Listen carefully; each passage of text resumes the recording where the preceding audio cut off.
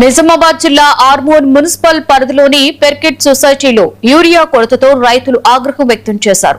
App లో booking చేసుకునే లోపే నో స్టాక్ చూపించడంతో రైతులు ఆందోళనకు దిగారు. సొసైటీ అధికారుల తీరుపై మండిపడిన రైతులు సొసైటీకి తాళం వేసి ధర్నా నిర్వహించారు. ఘటనా స్థలానికి చేరుకున్న పోలీసులు రైతులను సముదాయించగా సోమవారం నాటికి యూరియా అందుబాటులోకి తీసుకొస్తామని అధికారులు హామీ ఇచ్చారు. లేదంటే భారీ ఆందోళన చేపడతామని రైతులు హెచ్చరించారు. ఈ యాప్ ద్వారా ఎవరికి సంఖ్యలు సరిపోలేవని చెప్పి సొసైటీకి తాళం వేయడం జరిగింది.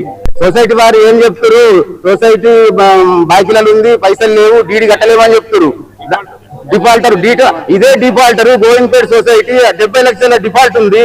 అక్కడ లోన్ల కొద్ది సంఖ్యలు ఎట్లా వస్తున్నాయి, మరి మా పెరికిట్ సొసైటీకి ఎందుకు వస్తలేవు? ఇది ఎందుకు వీళ్ళు డీడీ కడతలేరని చెప్పి కూడా నేను రైతాంగం తరఫున పోరాడుతున్నాను.